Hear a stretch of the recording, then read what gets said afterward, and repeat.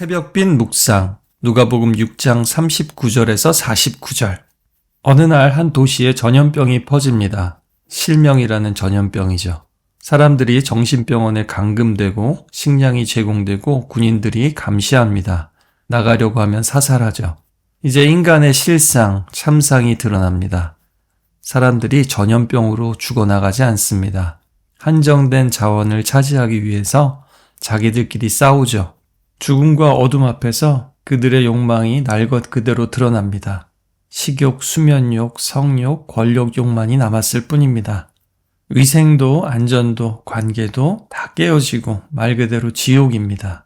거기 단 한 명의 볼 수 있는 사람이 있습니다. 의사의 아내입니다.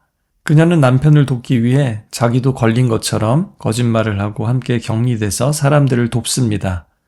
그 극한의 상황 속에서 서로 살기 위해, 먹기 위해, 더 가지기 위해 싸우는 와중에 서로에게 연민을 느끼며 연대하는 사람들이 생겨납니다. 마지막에는 이렇게 말하죠. 나는 우리가 눈이 멀었다가 다시 보게 된 것이라고 생각하지 않아요. 나는 우리가 처음부터 눈이 멀었고 지금도 눈이 멀었다고 생각해요. 볼 수는 있지만 보지 않는 눈먼 사람들이라는 거죠. 주제 사마리구의 눈먼 자들의 도시라는 소설입니다. 예수님의 말씀을 그대로 소설화한 것이 아닐까 싶습니다. 39절부터 42절까지 예수님은 눈에 대해서, 보는 것의 중요성에 대해서 말씀하십니다. 맹인, 즉 실명, 그리고 보는 것을 방해하는 눈의 장애에 대해서 말합니다. 눈먼 자들의 도시와 마찬가지로 이거는 육체의 시각을 말하는 것이 아니죠. 모두가 눈먼 세상에 홀로 밝히 보는 사람이 있습니다. 바로 하나님의 아들입니다. 선한 목자, 생명으로 인도하는 목자로 이 볼 수 없는 사람들 틈에 오셨습니다.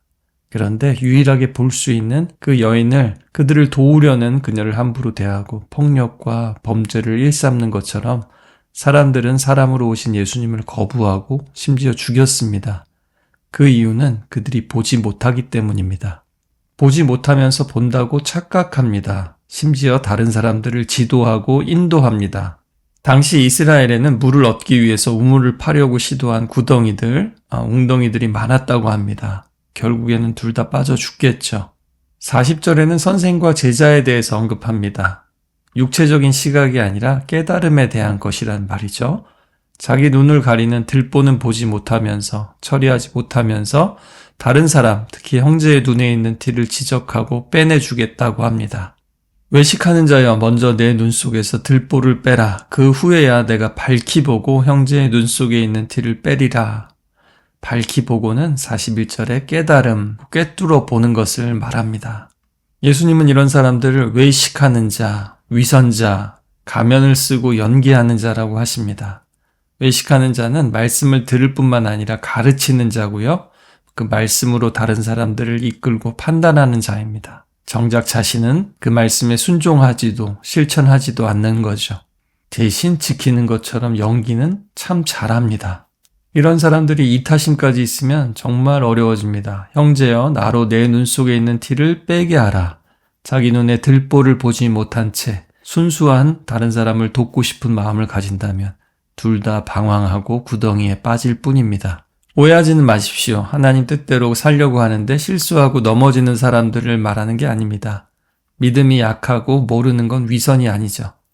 위선자는 인생이라는 무대에서 하나님이 맡기신 역할이 아닌 다른 역할을, 다른 가면을 쓰고 살아가는 사람을 말합니다.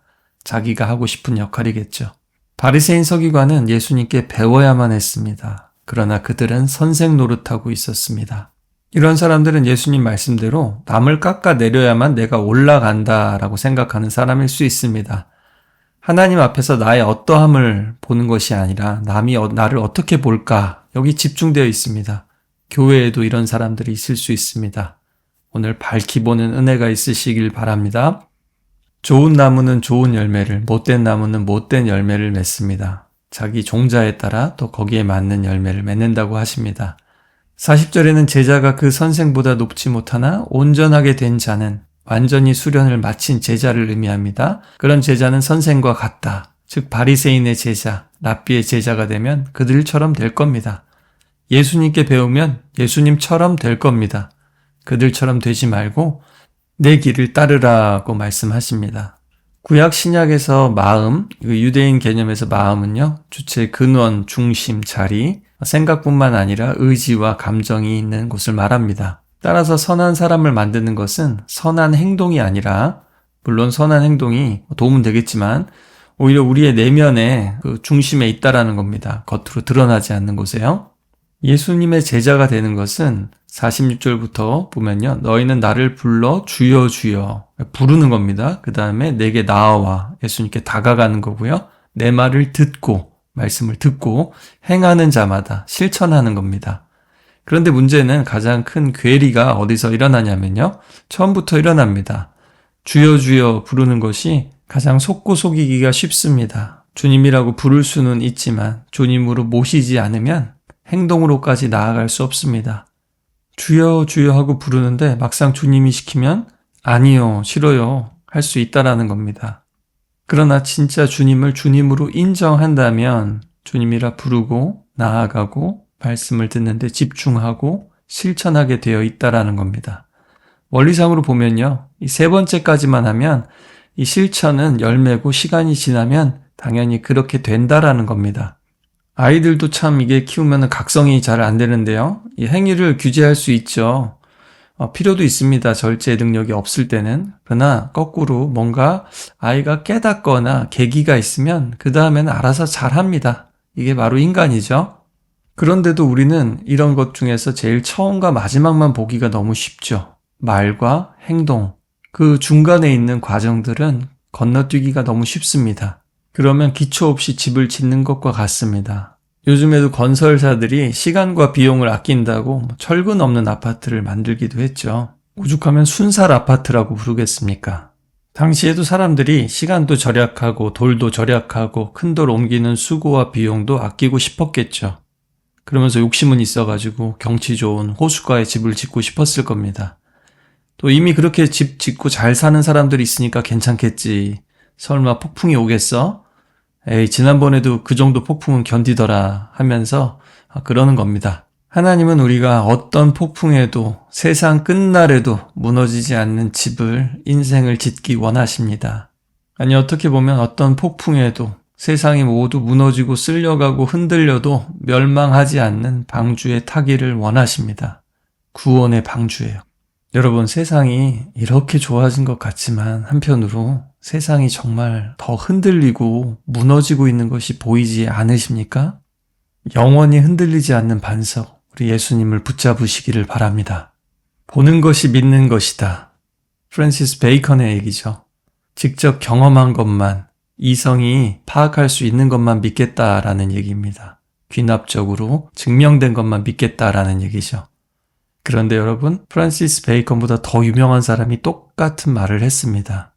바로 엘비스 프레슬리인데요. 보는 것이 믿는 것이다 라는 노래가 있습니다.